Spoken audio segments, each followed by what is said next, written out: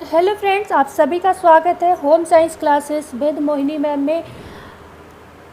इस समय आप लोग, मुझे पता है, बिल्कुल भी क्लासेस नहीं देख रहे हो, लेकिन मेरी वही है कि मेरी जिद है कि मुझे एक वीडियो रोज़ देनी है तो देनी है, और मन नहीं मानता, इसलिए मैं आपको रोज़ वीडियो भेज रही हूँ। लेकिन मुझे पता है बिल्कुल जीरो व्यू चल रहा है। व्यू तो है लेकिन टाइमिंग इतनी कम है कि आप लोग 2 मिनट भी वीडियो नहीं देख रहे हो, 5 मिनट भी वीडियो नहीं देख रहे हो। तो कोई नहीं, ये लॉस कहीं ऐसा ना हो जो आप ये पढ़ाई से मुंह फेर रहे हो ना, ये कहीं आपको धोखा दे आगे चलकर। तो मैं तो यही कहूँगी कि आप लोग पढ़ाई करते रहिए, अन्यथा इसका खामियाजा आपको भुगतना पड़ सकता है। तो आज की क्लास को हम स्टार्ट करते हैं। कल हमने जो बात की थी, तो मैंने कल जो आपको पढ़ाया था उसके बारे में थोड़ा बता देती हूँ। कल हमने पढ़ा था गर्भावस्था के लक्षण तथा समस्याएं। हालांकि अगर आपको पढ़ना होता तो आप कल ही देख लेते। तो हमने इसमें मेन पढ़े थे क्या, प्राकृतिक लक्षण, बेसिक लक्षण, ये क्या है, ये गर्भावस्था में होने वाले 2 प्रमुख प्रकार के लक्षण हैं, जिसके आधार पर हमें ये क्लियर होता है कि कोई भी महिला वो क्या है, प्रेग्नेंट है। ठीक है, तो ये 2 तरीके के लक्षण होते हैं। इनमें हमने लक्षणों को पढ़ा था। प्राकृतिक लक्षण में हमने बताया था मासिक धर्म का बंद होना, प्रातःकालीन जी मिचलाना, बार बार मूत्र त्याग होना, अधिक सुस्ती तथा नींद आना, मुंह से अधिक लार का आना और योनि का श्राव बढ़ जाना। तो इनकी हमने कल बात सबकी कर ली थी। आप लोग कल की पूरी वीडियो को देख सकते हैं। इनके कारण, उपचार, सब कुछ हमने पढ़ाया था। ठीक है, अब हम बात करेंगे आज क्या, अच्छा, बेसिक लक्षण हमने बताए थे क्या होते हैं। चेहरे में परिवर्तन होना, पेट के आकार में परिवर्तन होना, ठीक है, और स्तनों के आकार में परिवर्तन होना। तो ये मैं बहुत ज़्यादा इसमें बात नहीं करूँगी क्योंकि कल मैंने पूरी क्लास पढ़ाई है और समय बर्बाद होगा आपका भी और मेरा भी। ठीक है, तो यहाँ पर हम शुरुआत करते हैं गर्भावस्था की समस्याओं से, प्रॉब्लम्स ऑफ प्रेगनेंसी। ठीक है, इससे पहले अगर आप मेरे चैनल पर नए हो तो लाइक करिएगा, चैनल को शेयर एंड सब्सक्राइब जरूर करिएगा। तो हम क्लास को आज स्टार्ट करते हैं। पहले ही आपको लिखा हुआ मिल रहा है प्रातःकालीन जी मिचलाना, मॉर्निंग सिकनेस। कल हमने इसकी बात की थी, इसकी भी बात की थी, लेकिन ये गर्भावस्था की समस्याएं थोड़ी एक्स्ट्रा और हमें पढ़ने पड़ेंगी, क्या क्या होती हैं। वहाँ पर हमने लक्षण में पढ़ा था इसको, अब यहाँ पर हम समस्याओं में पढ़ रहे हैं कि क्या क्या समस्या हैं। ठीक है, गर्भावस्था के जो लक्षण थे वो भी कहीं ना कहीं समस्याएँ ही हो जाती हैं गर्भवती महिला के लिए। ठीक है, तो यहाँ पर हमने जो प्रातःकालीन जी मिचलाने की बात की थी उसकी हमने कल पूरी बात कर ली थी, इसलिए थोड़ी सी बात करें प्रातःकालीन जी मिचलाने की। तो इस विषय में भी डॉक्टर्स या फिर जो हमारे कह सकते हैं होते हैं जो चिकित्सक वगैरह होते हैं, तो उन्होंने यही बताया है कि कई बार क्या होता है, जब हमारे शरीर में आंतरिक परिवर्तन चल रहे होते हैं, शारीरिक परिवर्तन चल रहे होते हैं, तो उस समय क्या होता है, कई तरीके की संवेगात्मक असंतुलन भी होते हैं, जिस वजह से क्या होता है, महिला के ऊपर तनाव पड़ता है, या फिर कह सकते हैं अगर परिवार का वातावरण कैसा है, कलहपूर्ण है। ठीक है, आर्थिक रूप से कमज़ोर है परिवार वाला, आर्थिक रूप से अयोग्यता है। ठीक है, उसके बाद नौकरी पेशा होने पर शिशु जन्म के बाद उसके पालन पोषण की चिंता है। तो इस तरीके की चीज़ें भी क्या करती हैं, महिला में प्रातःकालीन जी मिचलाने की समस्या बन जाती। मतलब ये चीज़ें भी, तनाव वगैरह भी क्या करती हैं, कहीं ना कहीं कारण है किस चीज़ के, प्रातःकालीन जी मिचलाना, क्योंकि कहीं ना कहीं वो महिला प्रभावित हो रही है इन समस्याओं से। ठीक है, तो ये चीज़ थी, बकाया हमने बताया था उस कल की क्लास में कि इससे समस्या से अगर आपको बचना है तो आप क्या करें, 2-2 घंटे के अंतराल पे थोड़ा थोड़ा कुछ खाते रहें, और सुबह जब उठें बिस्तर छोड़ने से पहले तो बिस्किट हैं, भुने चने हैं, ब्रेड हैं, कोई भी ऐसी चीज़ खा लो जो थोड़ी ठोस हो या फिर जिसको हम कह सकते हैं कार्बोज युक्त हो। ठीक है, जिससे क्या होता है, मतलब वॉमिट नहीं होगी। और दूसरी बात है, सुबह सुबह पानी, चाय, कॉफ़ी एकदम नहीं लेने चाहिए। जब कुछ खा लो आप, उसके बाद चाय, कॉफ़ी, पानी वगैरह पीना चाहिए, जिस तब आपको उल्टी नहीं होगी। तो ये हमने नॉर्मल, आप कल की क्लास देखिए, उसमें हमने सारी ही बातें कर ली थी। तो और इसमें है भी बहुत कुछ, इसमें इतना ज़्यादा है कि फिर आधी क्लास उसी में निकल जाएगी, फिर आप भी बोर होगे कि कल आप पढ़ चुके ही चीज़ें। तो आज हम कॉन्स्टिपेशन की बात करेंगे। तो कॉन्स्टिपेशन क्यों होता है, हार्मोन्स का असंतुलन होने के कारण पाचक रसों के श्रावण में क्या होता है, असंतुलन आ जाता है, जिससे भोजन का पाचन ठीक प्रकार से नहीं हो पाता, और मल त्यागने में, यहाँ पर क्या होगा, ये मल लिखा है, त्यागने में, स्टूल को जब निकालने जाते हैं, त्यागने जाते हैं, उस समय क्या होता है, समस्या पैदा होती है। ठीक है, तो क्या, किस वजह से, हार्मोन्स का असंतुलन होता है, जो कि हमारे जो न्यूट्रिशन हमने लिए होते हैं उनका सही से डाइजेशन नहीं हो पाता है। ओके, तो आगे की अगर हम समस्या की बात करेंगे, होता क्या है यहाँ पर, सिर दर्द होना, पेट में तनाव होना, मरोड़ होना, जी मिचलाना आदि शिकायतें यहाँ पर देखने को मिलती हैं।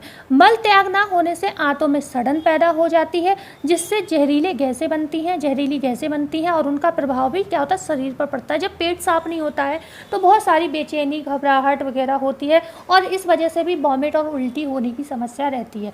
ठीक है, तो इस वजह से मतलब सड़न भी आंतों में होगी जब क्लीन नहीं हो पाएंगे आंतें, और इसीलिए तो फाइबर लेना बहुत इंपॉर्टेंट है। आरडीए ने बताया भी है, अगर आप 2000 किलो कैलोरी ले रहे हो तो उस पर कम से कम 40 ग्राम आपको क्या है, सेल्यूलोज लेना चाहिए, क्योंकि सेल्यूलोज क्या करता है, हमारे आंतों को साफ करता है, सड़न पैदा होने से बचाता है, जहरीली गैसें बनने से बचाता है। ठीक है, तो यहाँ पर क्या है, सेल्यूलोज युक्त भोज्य पदार्थों का प्रयोग करना चाहिए। कारण क्या होता है, कब्ज होता क्यों, कॉन्स्टिपेशन क्यों होता है?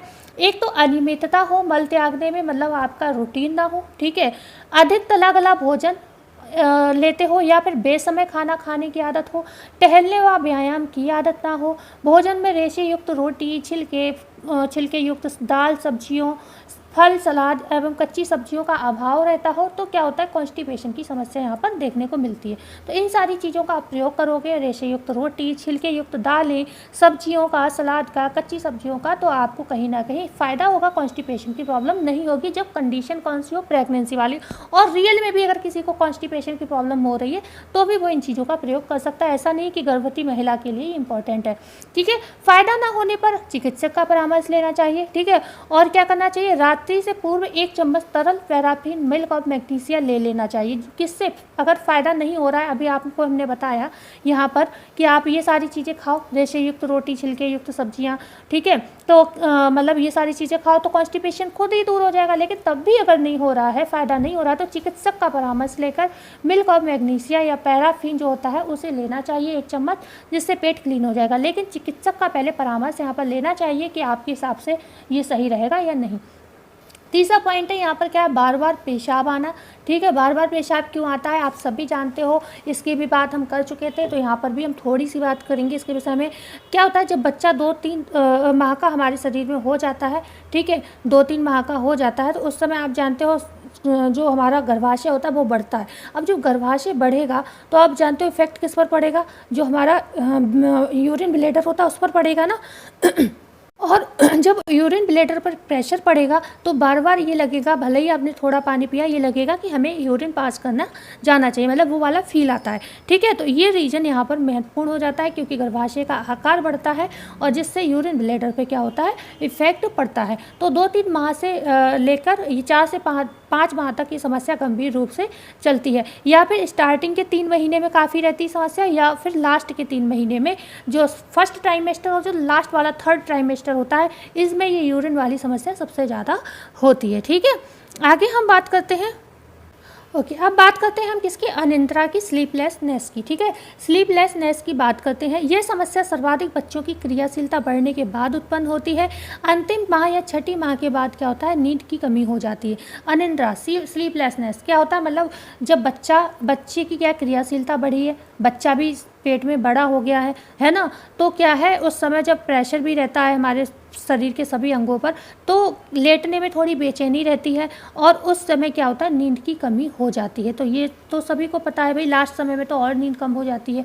गर्भावस्था के अन्य विकार जैसे पेशीय ऐंठन, अपच, कब्ज, बार बार मूत्र त्याग की इच्छा आदि के कारण भी गर्भवती स्त्री होती है उसकी नींद ना आने की यहाँ पर शिकायत रहती है, मतलब नींद पूरी नहीं हो पाती। तो यहाँ पर महत्वपूर्ण ये है कि आपको ये पॉइंट्स पता होने चाहिए, ऐसे ही इन्हीं से प्रश्न पूछे जाएंगे कि क्या क्या समस्या होती है। तो अनिद्रा की समस्या होती है, ठीक है ना, और मेरा काम पढ़ाना है तो मैं तो भाई पूरा ही पढ़ाऊँगी, ठीक है ना। तो यहाँ पर बात करेंगे आगे, अधिक शारीरिक मानसिक श्रम की थकावट से देर से भोजन करना व भय, चिंता, मानसिक तनाव के कारण भी नींद नहीं आती है। तो यहाँ पर और क्या कारण है, अधिक शारीरिक मानसिक श्रम करती है महिला, थकावट होती है उसे, ठीक है, देर से भोजन करती है, उससे किसी तरीके का भय है, किसी तरीके की चिंता है, मानसिक तनाव है, उसके कारण भी नींद की क्या होती है, यहाँ पर कमी हो जाती है। अब मान लो किसी को नींद नहीं आ रही है तो उसका आपको कुछ निदान तो करना पड़ेगा, नहीं तो इफेक्ट पड़ेगा किस पर, बच्चे पर, माता पर। तो अनिद्रा का निदान भी करना आवश्यक है। तो अनिद्रा के निदान में आपको क्या करना होगा, हम बात उसकी कर लेते हैं थोड़ी सी। तो यहाँ पर निदान में बस आपको इतना करना है, गर्भवती का कमरा सबसे पहली बात तो है क्या है, शोरगुल से दूर होना चाहिए। ठीक है, शोरगुल से दूर होना चाहिए। दूसरा क्या है, उसको जो है भोजन समय पर कर लेना चाहिए, टाइम पर कर लेना चाहिए, जो कि वो सोने जाए उस समय फिर पेट भरा भरा ना हो और कोई भी चीज़ पेट में क्या है मतलब कह सकते हैं फूले ना। ठीक है, तो सादा सुपाच्य भोजन लेना चाहिए उस समय। अगर ऐसा करेगी तो भी नींद जो है सही टाइम पे आने लगेगी। हैवी भोजन यहाँ पर नहीं लेना। कपड़े जो वस्त्र हैं उसके कैसे होने चाहिए, ढीले ढाले होने चाहिए। ठीक है, ढीले ढाले वस्त्र होने चाहिए। ओके, ढीले ढाले वस्त्र होने चाहिए। आरामदायक वस्त्र यहाँ पर इसको पहनने चाहिए। शारीरिक या मानसिक श्रम उतना ही करना चाहिए जितना उसके लिए आराम से वो कर सके, उसके दिमाग में कोई प्रेशर ना हो, और नहीं तो ना करे, वो ज़्यादा सही है। ठीक है, और चिंता भय इन सब चीज़ों से दूर रहना चाहिए। मनोरंजन वाली चीज़ें, पुस्तक पढ़ना, संगीत सुनना, ऐसे काम ऐसे महिला को करना चाहिए। ठीक है ना, तो ये सारी चीज़ें करेंगी तो कहीं ना कहीं उन्हें आराम मिलेगा। तो ये निदान हो गया। अब हम बात करते हैं मांसपेशी ऐंठन की समस्या भी होती है। तो मसल्स क्रैम्प्स होने पर हमें क्या करना है, ये समस्या प्रारंभ कब होती है, सबसे पहले ये पता होना चाहिए। तो 5 से 6 माह से ये प्रारंभ हो जाती है। रात के समय में पैरों की मांसपेशियों व पेड़ू की पेशियों में पीड़ादायक संकुचन होता है। पेड़ू मतलब जो पेट के नीचे वाला हिस्सा होता है वहाँ पर। ठीक है, तो अब इस समय इसके कारण क्या हो सकते हैं भाई, तो अपर्याप्त रक्त संचार इसका महत्वपूर्ण कारण है। अपर्याप्त रक्त संचार में क्या होता है, जैसे कि सभी मांसपेशियों पर प्रभाव पड़ रहा है क्योंकि बच्चे का निर्माण हो रहा है, तो ब्लड की जो ब्लड वेसल्स होती हैं उन पर दबाव पड़ता है, तो रक्त संचार सही से नहीं हो पाता।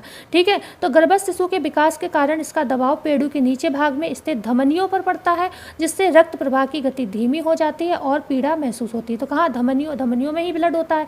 ठीक है, शिराओं में, धमनियों में, तो इस वजह से क्या होता है, मांसपेशियों में ऐंठन होती है। अब निदान क्या करोगे आप भाई, मांसपेशी में ऐंठन हो रहा है तो गुनगुने तेल की मालिश तब करें जब ठंड का मौसम हो। ठीक है, ठंड के दिन में गुनगुने तेल से मालिश करें, और नॉर्मल मौसम है तो सादा तेल से मालिश कर सकते हैं। और ठंड के दिन है तो खास तौर से धूप में बैठकर मालिश करनी चाहिए, तो इससे विटामिन डी और अच्छे से एक्टिवेट होता है। हल्का फुल्का व्यायाम करना चाहिए सुबह शाम, जैसे कि टहलना वगैरह है ना, करना चाहिए। और क्या करना है, इससे इसका निदान टांगों के नीचे तकिया रखना चाहिए, सिकाई करना चाहिए, कैल्शियम युक्त खाद्य पदार्थों का प्रयोग करना चाहिए। ठीक है, और जो पैरों पर जोर पड़े ऐसी क्रियाओं को कम करना चाहिए। ठीक है ना, तो क्या क्या करना है हमें यहाँ पर, जिससे हमारी जो समस्या है मांसपेशी ऐंठन की दूर हो जाए। टांगों के नीचे तकिया रखना, सिकाई करना, कैल्शियम युक्त खाद्य पदार्थ का प्रयोग करना, भाई मांसपेशी ऐंठन का कारण ये भी हो सकता है। ठीक है, और पैरों पर जोर पड़ने वाली क्रियाओं को कम कर देना। ठीक है, तो ये सारी चीज़ें ध्यान रखेंगे तो मांसपेशी ऐंठन नहीं होगी। कमर में दर्द होता है ना, कमर में दर्द की भी समस्या रहती है, बैकेज बोलते हैं जिससे। ये शिकायत कब शुरू होती है, 8वें महीने से। तो सबसे बड़ी चीज़ है इनमें नंबर्स याद रखना, और तो सब कॉमन चीज़ है आप बता सकते हो, पर नंबर्स ज़रूरी हैं। ठीक है, जब नंबर पूछ लेगा कि कितने समय में ये दिक्कत होती है तब आपको ज़्यादा दिक्कत होगी। तो सामान्यतः तो कमर दर्द महिलाओं में देखा ही जाता है, आजकल तो आम बात हो गई, पर अगर वैसे पूछा जाए तो 8वें महीने से ही समस्या ज़्यादा प्रारंभ होती है। 8 से 10 घंटे खड़े होकर काम ना करें इस समय बिल्कुल भी। ठीक है, पेट को सहारा देने के लिए बेल्ट का प्रयोग करें। सीढ़ियाँ जल्दी जल्दी ना उतरे चढ़ें और वजन ना उठाएं, जिससे कि और जो भी शारीरिक थकावट से बचें, मतलब बहुत लंबे समय तक खड़े होकर काम नहीं करोगे तो शारीरिक थकावट वैसे ही कम हो जाएगी, है ना। कोई भी काम बंद कर बहुत देर तक मत करो जिस पर पैरों पर जोर पड़े, ठीक है, या कमर पर जोर पड़े। तो ये समस्या थी किसकी, कमर दर्द की। मतलब ये सारी चीज़ों से अगर आप ये सारी चीज़ों से बचोगे तो आपको कमर में दर्द उतना नहीं होगा। ठीक है, बकाया आप जानते हो गर्भवती महिला को दिक्कत होती है थोड़ी बहुत। छाती में जलन, हार्ट बर्न बोलते हैं। भोजन का ना पचना, आमाशय में अम्ल की मात्रा बढ़ना। किसकी, अम्ल की मात्रा, तो ये इंपॉर्टेंट है, बढ़ना, जिससे क्या होता है, खट्टी डकारें आती हैं, गैस बनती है, ये सारी समस्या देखने को मिलती है। तो छाती में जलन भी एक समस्या है गर्भावस्था में। उसके बाद बात करेंगे ये समस्या होती कब है, तो अंतिम 3 माह में होती है। ठीक है, छाती में जलन की समस्या कब होती है, अंतिम 3 माह में ज़्यादा होती है। इस समय अधिक गरिष्ठ मिर्च मसाले युक्त भोजन, चाय है, कॉफ़ी है, अन्य उत्तेजक पदार्थ का सेवन ना किया जाए, वही अच्छा है। अधिक जलन होने पर चिकित्सक के अनुसार एंटी एसिड का प्रयोग करना चाहिए। किसका, एंटी एसिड का प्रयोग करना चाहिए। ये सारी चीज़ें नोट कर लेना, ये इंपॉर्टेंट है।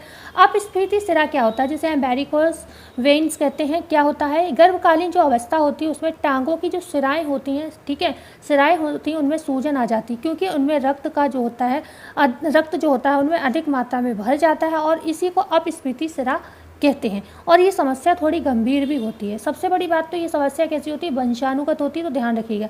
ये प्रश्न बन सकता है अपस्फीति जो सिरा है कैसी समस्या है, तो ये वंशानुगत समस्या है। इसलिए प्रत्येक गर्भवती को ये नहीं होती है, ठीक है, क्योंकि वंशानुगत है तो वंशानुक्रम में मिलेगी, तो ये सबको नहीं होगी। और ये समस्या होती बड़ी कष्टदायक व पीड़ादायक है, क्योंकि इसमें सिराएँ जो होती हैं, रक्त सिराएँ फटने का मतलब फट भी जाती हैं। तो रक्त सिरा फट जाए तो ये गंभीर समस्या हो जाती है। तो इसलिए एक समस्या गंभीर होती है, कौन सी वाली? अपस्फीति सिरा वाली, ठीक है। कारण क्या है इसका? अगर कारण की हम बात करें तो जब भ्रूण का विकास होता है ना, तो उस समय भ्रूण का विकास होने से कहीं ना कहीं हमारे अंगों पर प्रभाव पड़ता है, अंगों की क्रियाशीलता भी बढ़ती है, और उस वजह से सिराओं पर भी क्या होता है? प्रेशर पड़ता है, ठीक है। तो इस वजह से उनमें रक्त ज़्यादा इकट्ठा हो जाता है और इनके फटने का डर भी बढ़ जाता है, इनमें सूजन हो जाती है, ये फूल जाती हैं, रक्त का प्रवाह जो होता है ठीक तरीके से नहीं हो पाता है, इनमें शिथिलता आ जाती है। तो ये सारी समस्या देखने को मिलती है। निदान क्या करना है? सबसे पहले तो चिकित्सक का परामर्श लेना है आपको, ठीक है। और आराम देने वाले, लंबे समय तक जो खड़े रहने वाले काम होते हैं उन्हें या तो कुर्सी पर बैठकर करो, ठीक है, या फिर उन कामों को आप बिल्कुल बंद कर दो, ठीक है। टांगों में लचीली पट्टियां बांधना यहाँ पर सही रहता है, और सोते समय उनको खोलना भी ज़रूरी रहता है, और हल्की सिकाई करने से भी आराम मिलता है, ठीक है। तो ये सारी चीज़ें हो गई। अल्प श्वास की दिक्कत भी होती है गर्भावस्था में, तो जिसे कहते हैं shortness of breath. Shortness of breath क्या होती है? अल्प श्वास क्या होती है? यह समस्या जो होती है गर्भावस्था के समय को ध्यान रखिएगा, 1 से 2 महीने में प्रारंभ होती है। लंबी सांस लेने में कठिनाई होने को हम अल्प श्वास कहते हैं। भाई लंबी सांस हम नहीं ले पाते, जो एक नॉर्मल स्त्री लेती है सांस उस तरीके से नहीं ले पाते हैं गर्भावस्था में, उसे हम अल्प श्वास कहते हैं। गर्भाशय का आकार बढ़ने के कारण महाप्रशीरा जो पेशी होती है उस पर दबाव पड़ता है, महाप्रशीरा पेशी, जिससे श्वसन क्रिया ठीक प्रकार से नहीं हो पाती, क्योंकि महाप्रशीरा पेशी जो होती है और हमारी श्वसन क्रिया में हेल्प करती है। जब उसी पर दबाव पड़ेगा तो श्वसन क्रिया ठीक से नहीं हो पाती है, जिससे अल्प श्वास की समस्या देखने को मिलती है।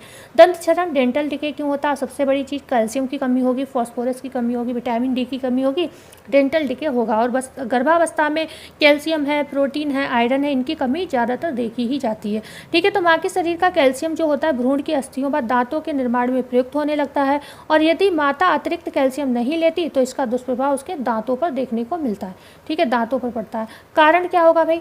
कुपोषण हो सकता है कारण, भाई पहले से माता कुपोषित हो, भाई पहले से ही कुपोषित मतलब पहले से ही विटामिन की और कैल्शियम की कमी चल रही, ऊपर से बच्चा पेट में आ गया तो और ज़्यादा डेफिशिएंसी होगी। तो कुपोषण तथा खनिज लवण तथा विटामिन की कमी से होता है ये दिक्कत। आहार में पर्याप्त मात्रा में कैल्शियम, फॉस्फोरस, लौह लवण, विटामिन डी तथा दूध से बने खाद्य पदार्थ हैं, सब्जियाँ हैं, संतुलित पौष्टिक भोजन है। कृत्रिम रूप से दवा के रूप में कैल्शियम व आयरन को लेना चाहिए यहाँ पर, ठीक है, आयरन होगा ये, ठीक है। तो ये सारी चीज़ें अगर आप लोगे तो कभी भी मतलब ये डेंटल डिके वाली समस्या नहीं होगी। और दूसरा, परामर्श करते रहना चाहिए, अपने दांतों को चिकित्सक को दिखाते रहना चाहिए उस समय कि कोई दिक्कत तो नहीं हो रही है, जिससे क्या है वो आपको खुद ही कैल्शियम वगैरह आपके हिसाब से दे देगा। तो योनि श्राप जो होता है ना, और इसमें लिखा भी है कृत्रिम रूप से, तो कृत्रिम रूप का मतलब ये हो गया कि दवाई गोली के रूप में भी आप कैल्शियम ले सकते हो। योनि श्राप जो वैजिनल डिस्चार्ज होता है, तो गर्भाशय ग्रीवा सर्विक्स जिसे हम कहते हैं में कई ग्रंथियाँ होती हैं जो सदैव चिपचिपा पदार्थ स्रावित करती हैं। आप गर्ल्स हो इस चीज़ को समझ सकते हो। तो श्राव पदार्थ जो स्रावित होता रहता है जिसे श्लेष्मा म्यूकस कहते हैं। सामान्य अवस्था में इसका श्राव जो होता है केवल इतना होता है कि ये आंतरिक भाग हमेशा गीला रहे, ठीक है। लेकिन जब ये वाली कंडीशन होती है प्रेगनेंसी वाली, तो उस समय क्या होता है, ये श्राव अगर पीला हो, गंध युक्त हो, तो तुरंत चिकित्सक से सलाह लेना चाहिए। अगर नॉर्मल चल रहा है तो कोई दिक्कत नहीं, कुछ महिलाओं में ये ज़्यादा होता है, लेकिन इसमें गंध आने लगे, कलर उसका पीला हो जाए, तो कहीं हो सकता है यूरिन इन्फेक्शन की समस्या हो, तो तुरंत चिकित्सक से सलाह यहाँ पर लेनी चाहिए, क्योंकि संक्रमण होने से योनि का श्राव जो है उसकी समस्या और ज़्यादा उत्पन्न हो सकती है, और इसका प्रभाव संक्रमण से बच्चे पर भी पड़ सकता है, ठीक है। तो इतनी बात हो गई। निदान में आप क्या करोगे भाई, योनि को साफ रखने का प्रयास करो, गंदे स्थान पर मलमूत्र त्याग नहीं करना चाहिए, क्योंकि वहाँ के इन्फेक्शन भी हमें लगने का डर रहता है, ठीक है ना। ये जब भी आप कभी भी सार्वजनिक स्थान पर भी कभी कभी हम लोग बाहर जाते हैं तो हमें यूज़ करना पड़ता है मजबूरी में, पर कोशिश करनी चाहिए कि हमें पानी उनी वहाँ पर डाल देना चाहिए, है ना, नहीं तो और जो वहाँ पर पहले से इन्फेक्शन है वो हमारे लिए लगने का डर रहता है। चिकित्सक से परामर्श लेकर उपचार इसका करना चाहिए, ठीक है। तो यहाँ बात हो गई किसकी, मतलब जो श्राव होता है योनि का। अब हम बात करते हैं भोजन के प्रति रुचि में परिवर्तन। कुछ महिलाएं होती हैं मीठा खाना अधिक पसंद करती हैं। ये देखो इसमें बहुत कुछ लिखा था, तो मैंने शॉर्ट नोट बनाया है जिससे बस आपको मेनली क्या है ये सारी चीज़ें पॉइंट आपको पता चल जाए कि क्या क्या परिवर्तन होते हैं, ये पूछे जा सकते हैं।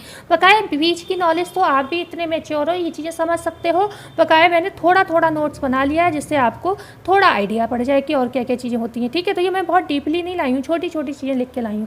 तो भोजन के प्रति जो रुचि होती है उसकी बात करते हैं। कुछ महिलाओं में मीठा खाना अधिक पसंद करती हैं जबकि कुछ तीखा खट्टा पसंद करती हैं। और कुछ लोग जो ऐसे होते हैं जिनमें क्या होता है अलग ही चीज़ खाते हैं, जैसे कि कच्ची मिट्टी है, खड़िया है, चौक है, ये सारी चीज़ें खाती हैं। आपने पाइका सुना भी होगा। पाइका होने पर क्या होता है कैल्शियम वाली चीज़ें, आयरन वाली, खासतौर से आयरन है, खनिज लवण वाली चीज़ें खाने का मन करता है, जैसे कि मिट्टी, चौक। आयरन की कमी होती है, मतलब समझने का मतलब मेरा ये है, समझाने का यहाँ पर, जैसे खनिज की कमी। खनिज क्या है, लौह भी एक खनिज है, ठीक है ना। तो लौह की कमी है, आयरन की कमी है, तो भी मन करता है चौक वगैरह खाने का, मिट्टी खाने का। तो ये सब गर्भावस्था में तो और ज़्यादा लौह की कमी हो जाती है ना। तो कारण क्या है इसमें, प्रमुख कारण हार्मोन का असंतुलित रूप में होना। निदान क्या है, हानिकारक खाद्य पदार्थों को गर्भवती स्त्री को आसपास से हटा देना चाहिए। ठीक है, मतलब ऐसी चीज़ें उसके आसपास होनी नहीं चाहिए जो वो खाए। ठीक है, तो ये सारी चीज़ें। अगर हम आगे बात करें, हानिकारक खाद्य पदार्थों को आसपास से हटा देना चाहिए। रुचिप्रद भोजन ग्रहण करना चाहिए। जो महिला है उसके अनुसार ही उसे भोजन देना चाहिए। जो चीज़ उसे सूट कर रही है, उसके मन को सूट कर रही है, वही चीज़ उसे खिलानी चाहिए। जिन चीज़ों के प्रति उसको अरुचि हो उसे खाने को वो चीज़ देनी नहीं चाहिए। ठीक है, या फिर उसको इस तरीके से लगाना चाहिए कि उसका मन हो खाने के लिए।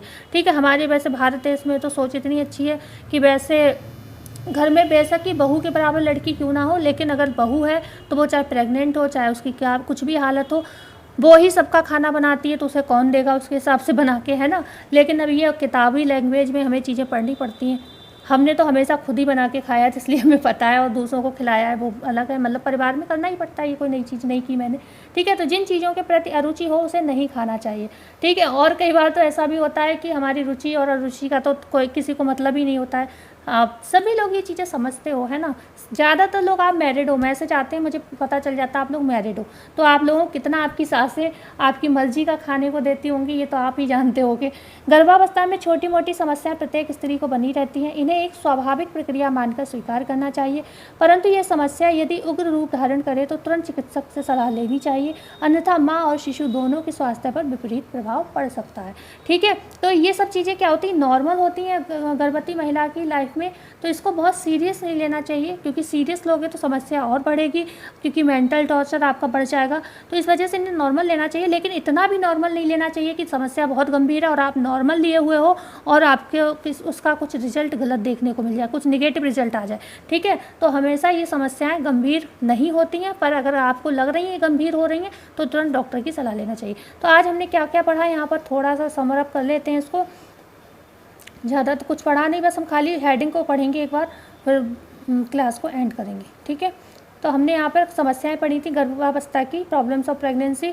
क्या पढ़ा था, प्रातःकालीन जी में चलाना, कब्ज की समस्या होना, कौन कौन से पॉइंट है ध्यान रखिएगा यहाँ पर। कब्ज के कारण जाने, बार बार पेशाब आना, ये भी गर्भावस्था की समस्या है। अनिद्रा, स्लीपलेसनेस कहते हैं इसको इंग्लिश में। आगे बात करेंगे मांसपेशी ऐंठन। ठीक है, मांसपेशी ऐंठन के विषय में जाना, कमर दर्द के विषय में जाना, छाती में जलन के विषय में जाना, अपस्फीति सिरा क्या होती है उसके विषय में जाना, उसकी समस्या को जाना। अल्प श्वास होती है गर्भावस्था में, दंत क्षरण होता है, डेंटल डिके कहते हैं, जैसे योनि का स्राव होता है। ठीक है, और भोजन की प्रति अरुचि हो जाती है, और कैसे, मतलब ये सारी चीज़ें होती हैं गर्भावस्था में। कौन कौन सी समस्या थी, 12 पॉइंट थे, आपने आई होप याद कर लिए होंगे। मिलते हैं कल की वीडियो में। जाते जाते चैनल को लाइक शेयर एंड सब्सक्राइब जरूर करिएगा। धन्यवाद।